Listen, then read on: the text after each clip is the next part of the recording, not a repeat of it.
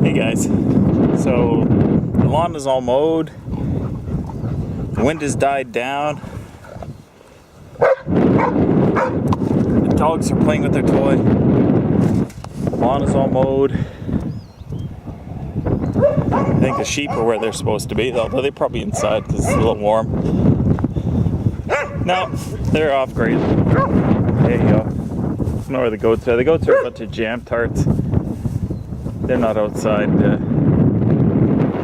when it's hot, when it's cold, when they don't feel like. When it's raining, they get really sucky when it's raining.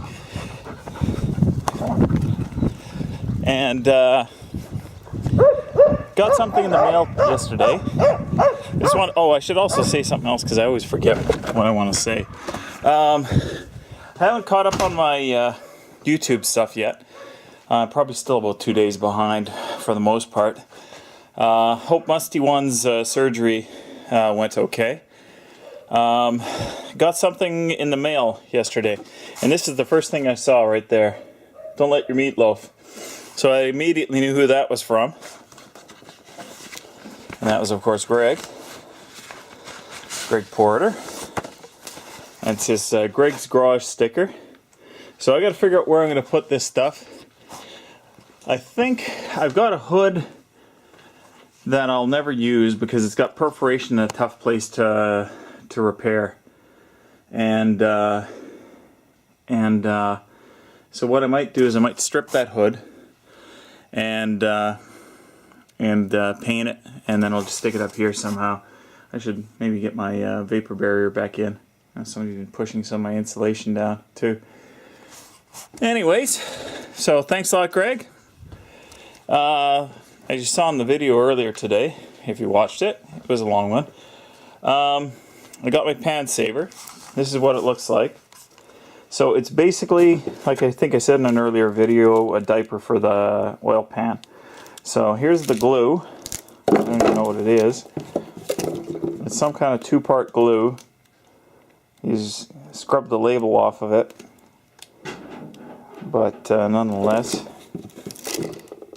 the manufacturer probably could figure it out from some of the part numbers on here, but nevertheless, not too worried about it. I don't think I'm going to be using it again, doing the same thing again. I was just looking at the glue that I guess it was holding the top on here. Yeah, whatever. So there we go, and there's a cat for Milo, who's being a pest. But came with a bunch of rubber gloves and a wedge to press it on the side against the oil pan. Yeah, I'm gonna guess that's the front of the oil pan there.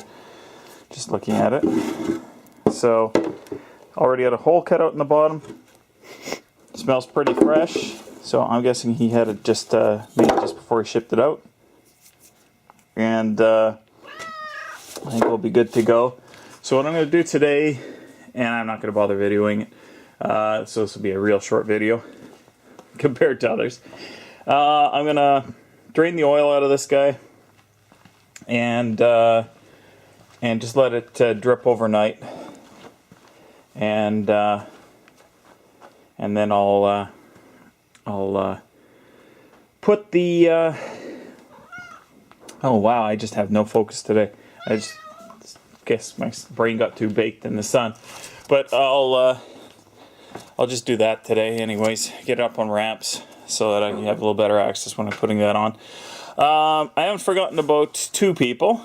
One person asked me for information on how to make the injector hammer, as he called it. This unit right here. I think I'm just going to do it for him. I'll do a private video and send him the link because I'm a little nervous about giving that information out, because if somebody who doesn't really know what they're doing does it, they could really get electrocuted dead. Also, I haven't forgotten about Greg. I was going to do the tuck shrinking video. I got myself a couple of bats here. They're pretty cheap. One's a T-ball bat. Hopefully it's hard. I was banging it against here, and this the spruce is denting fairly nicely, whereas it doesn't seem to be affecting that. And I also got this bigger one. And rule of thumb on these, according to one guy on one of the websites, was for a bigger bat, he cuts off, makes the fat section 16 inches, and and then use the balance for the handle. I'll use a little bit less for the smaller one. And the other thing you do is when you drill it out, the wedge goes across to across the grain, because if you put it parallel to the grain and you hammer that wedge in too much, it's just going to split the bat. So I figured that was a good little tip there. Anyways, I'll get to that hopefully tomorrow, but if not, sometime during the week. Okay, when I was talking to some of the guys earlier this week on Mumble, once again, thanks 265 Chevy for setting that up.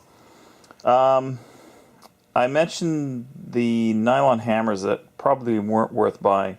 Now, I didn't buy these from Eastwood, but I think they're very similar to them. And they look really good, but the problem is, because they're so light, they're really light, it takes a lot of, you really have to swing hard, you really have to work to shape any kind of metal with these ones, so I would recommend not getting them.